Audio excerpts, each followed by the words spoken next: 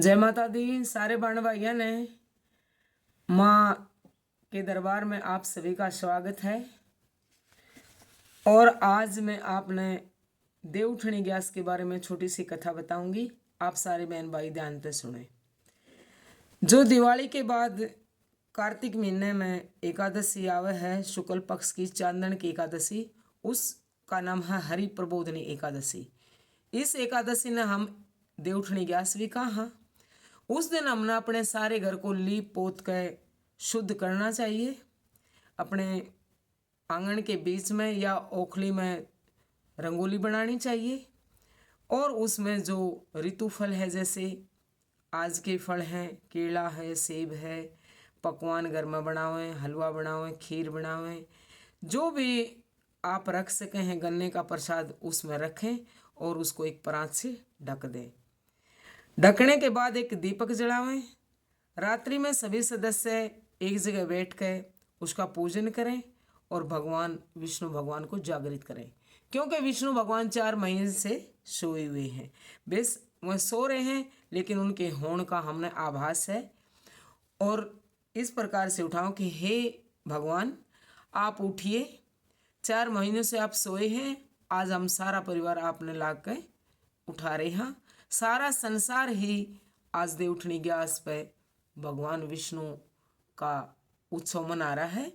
आप जाग जाइए, आपके भी नाम अधूरे हैं, ऐसा वेद शास्त्रों में लिखा गया है। इस दिन कुछ धार्मिक लोग तुलसी का और शालिग्राम का विवाह आयोजन भी करते हैं।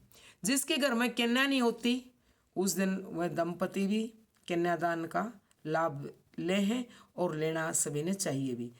तो इस प्रकार से नारद जी जगत पिता ब्रह्मा जी से पूछ रहे हैं कि हे पिता, मैं जो कार्तिक महीने की शुक्ल पक्ष की एकादशी है, उस के पश्चात 4 महीनों के पश्चात जब विष्णु भगवान उठे हैं तो उन्हें किस प्रकार से हम उठावा, कृपा करके बतलाइए।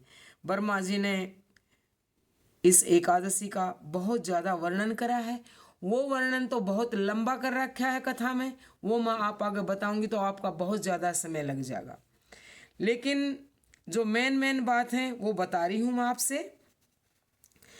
ब्रह्मा जी ने कहा कि गंगा की प्रभुता और समुद्रों का, तीर्थों का प्रभाव तब तक ही इस धरती पर है जब तक ये देवउठनी ग्यास है। तो देवउठनी ग्यास का जो पूजा है, जो इसका फल है, वो राजसूय यज्ञ के समान मिलता है। तो इस प्रकार से सभी ने ये व्रत जरूर करना चाहिए। इस दिन एक समय भोजन करें। एक समय भोजन करने से हमें एक जन्म का फल मिलेगा। अगर हम रात में भोजन करांगे तो हमने 2 जन्मों का फल मिलेगा। और जो हम पूरे दिन का उपवास करांगे तो हमारे 7 जन्मों के पाप नष्ट हो जाते हैं।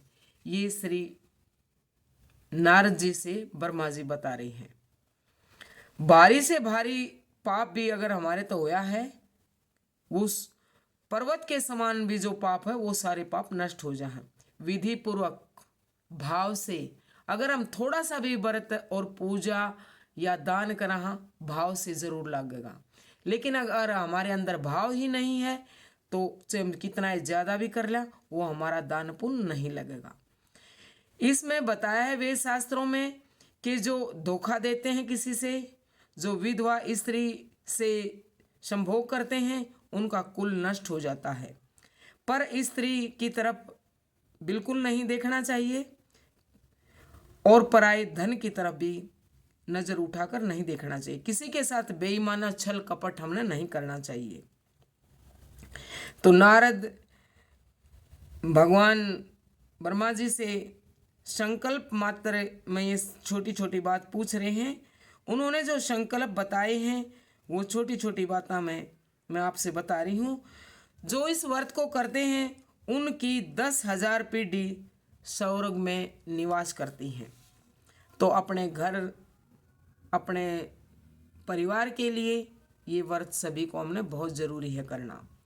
ब्रह्मा जी ने आगे कहा कि जितने भी संसार में तीर्थ हैं, सब में अगर स्नान नहीं करा जा तो ये देवउठनी ग्यास का व्रत कर लो, हमारे सारे तीर्थ हो जाएं। सारे तीर्थ इस एकादशी का दान पुण्य करने ते, व्रत करने ते उस अश्वमेध यज्ञ के बराबर हमने फल मिले हैं। इसका जो बचपन में, जो जवानी में या वृद्धावस्था में हमारे से कोई पाप कर्म भी होया है तो इस व्रत के करने से हमारे सारे पाप नष्ट हो जाते हैं। इसमें कई सारे जो धार्मिक प्रवृत्ति के आदमी हैं वो 4 महीनों का व्रत भी करते हैं। जब भगवान सो जाए तो उस दिन तक वह 1 टाइम का भोजन ग्रहण करने लग जाए। उसमें जिस दिन इसका तर्पण हुआ है, ये व्रत पूरा हुआ है, उस दिन उन्होंने ब्राह्मणों को दान